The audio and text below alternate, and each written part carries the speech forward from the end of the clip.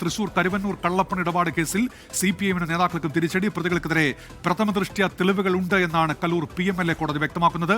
CPIM നേതാക്കളായ K Radhakrishnan, AC Moideen, MM Varghese അടക്കമുള്ളവർക്ക് കോടതി നോട്ടീസ് അയച്ചു. വിഷ്ണു സുരേഷ് ചേരുന്നുണ്ട് കൊച്ചിയിൽ നിന്ന്. വിഷ്ണു, വിവരങ്ങൾ എന്തൊക്കെയാണ്?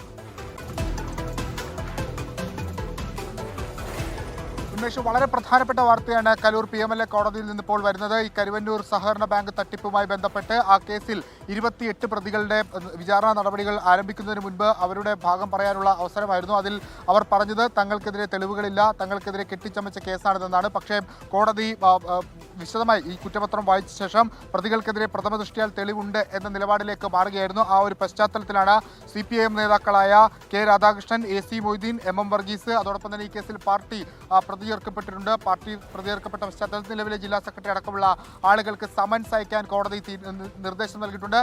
ഈ മാസം അടുത്ത മാസം 4-ാം തീയതി അവരോട് നേരിട്ട് കോടതിയിൽ ഹാജരായി ജാമ്യം എടുക്കാനാണ് നിർദ്ദേശിച്ചിട്ടുള്ളത്.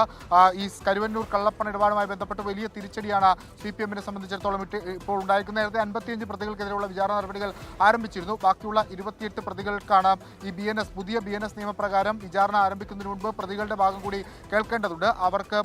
അവർക്കെതിരെ ചുമത്തിയിട്ടുള്ള കുറ്റങ്ങൾക്ക് അവർക്ക് ഒപ്പോസ് ചെയ്യാനുള്ള സാഹചര്യമുണ്ട്. അതുമായി ബന്ധപ്പെട്ടാണ് ഈ കഴിഞ്ഞ ദിവസങ്ങളിലൊക്കെ ഇതിന്റെ വാദം നടന്നത്. അതിപ്പോൾ പൂർത്തിയായി. അതിലിപ്പോൾ CPIM-ന് വലിയ തിരിച്ചടി, CPIM നേതാക്കൾക്ക് വലിയ തിരിച്ചടി ഉണ്ടായിരിക്കുന്നു. കരുവന്നൂർ കള്ളപ്പണ കേസ് ഇടപാടുമായി ബന്ധപ്പെട്ട് CPIM നേതാക്കളായ K Radhakrishnan, AC Moideen, MM Varghese അടക്കമുള്ള ആളുകൾക്കെതിരെ പ്രഥമ ദൃഷ്ട്യാൽ തെളിവുണ്ട് എന്ന തീരുമാനത്തിലേക്കാണ് ഇപ്പോൾ കലൂർ PMLA കോടതി എത്തിയിരിക്കുന്നത്. ആ ഒരു പശ്ചാത്തലത്തിലാണ് ഇവർക്കെല്ലാവർക്കും ഇവരടക്കം 28 പ്രതികൾക്ക് സമൻസ് അയക്കാൻ തീരുമാനിച്ചിട്ടുള്ളത്. 4-ാം തീയതി ഇവരെല്ലാവരും കോടതിയിൽ നേരിട്ട് ഹാജരായി ജാമ്യമെടുക്കാനുള്ള നിർദ്ദേശമാണ് വന്നിട്ടുള്ളത്. ആകെ കേസിൽ 83 പ്രതികളാണുള്ളത്. ഇതിൽ 55 പ്രതികൾക്കെതിരെയുള്ള നടപടികൾ നേരത്തെ ആരംഭിച്ചിരുന്നു. ഒരുപക്ഷെ സംസ്ഥാനം കണ്ടിട്ടുള്ള ഏറ്റവും പ്രധാനപ്പെട്ട സഹകരണ മേഖലയിലെ ഏറ്റവും വലിയൊരു തട്ടിപ്പാണ് ഈ കരുവന്നൂർ സഹകരണ ബാങ്കിലെ തട്ടിപ്പ്. ED-യുടെ അന്വേഷണ പ്രകാരം 180 കോടിയോളം രൂപ ഈ ബാങ്കുമായി ബന്ധപ്പെട്ട് ഈ പ്രതികളുമായി ബന്ധപ്പെട്ടുള്ള ആളുകൾ അപഹരിച്ചെടുത്തു എന്നുള്ളതാണ്. അതിൽ 130 കോടി രൂപയുടെ സ്വത്തുക്കൾ ED മരവിപ്പിക്കുകയും ചെയ്തിരുന്നു. അങ്ങനെ വലിയ രാഷ്ട്രീയ വിവാദമായി ഒരുപക്ഷെ CPM-നെ വലിയ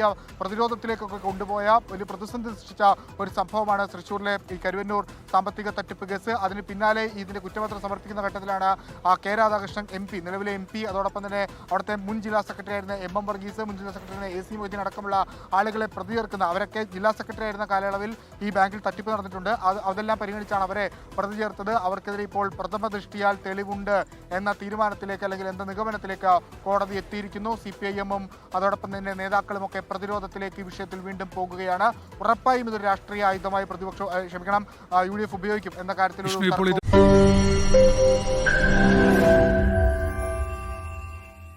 ലോകത്തെവിടെയായാലും ഏത് സമയത്തും 24 വാർത്തകളും ഓഗ്മെന്റഡ് റിയാലിറ്റി പാക്കേജുകളും എക്സ്പ്ലെയിനറുകളും വിശദമായി കാണാൻ ഞങ്ങളുടെ YouTube ചാനൽ നിങ്ങൾക്ക് സബ്സ്ക്രൈബ് ചെയ്യാം.